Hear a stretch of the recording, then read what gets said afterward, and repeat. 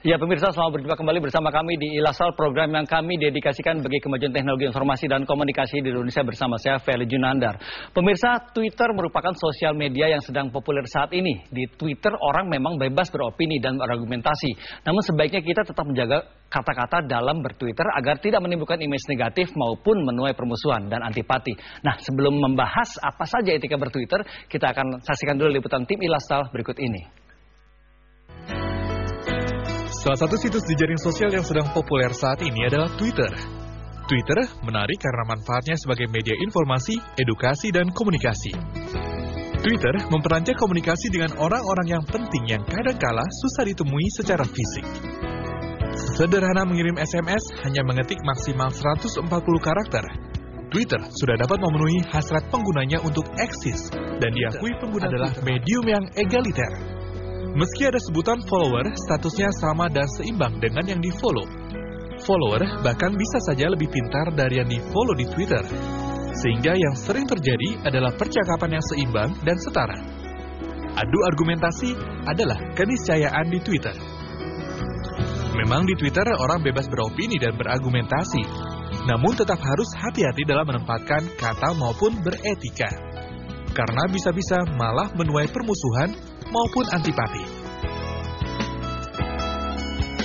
Ya, dan untuk membahas tentang etika bertwitter, di studio telah hadir ada Mas Nukman Lutfi, online strategist, dan juga ada Mbak Elena Zahnas, seorang psikolog. Selamat siang, Mbak Elena. Selamat siang. Mas Nukman, selamat siang. Selamat siang. Jaket Anda tetap hadir ya.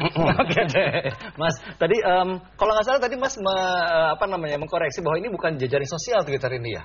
Iya, itu sosial media. Bedanya apa sih, Mas? Jejaring informasi. Jejaring informasi gitu ya. Kalau jejaring sosial itu kita hubungan dengan orang lain itu setara.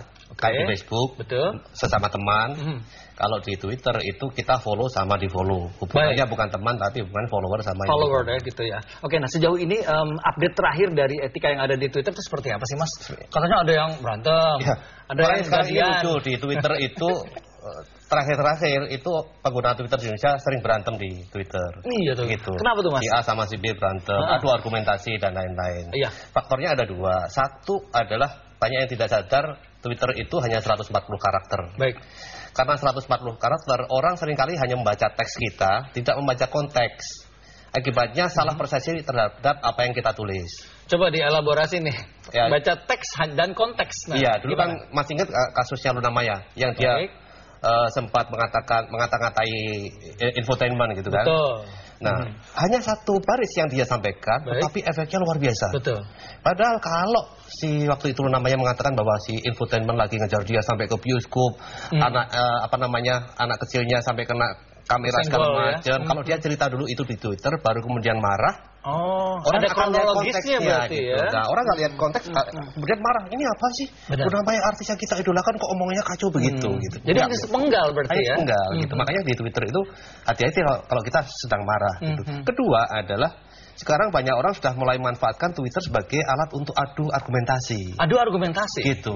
Ada terutama para politikus gitu ya. Oh, iya, karena politikus kan banyak di Twitter. Betul. Kemudian ada juga orang-orang yang memang sengaja membangun membangun image atau orang yang pengen membuat sebuah isu itu menggunakan Twitter. Nah, ini kemudian dilayani banyak orang, kemudian terjadi saut menyahut, dan karena di Twitter itu kan sifatnya tidak kronologis. Betul. Itu menyulitkan.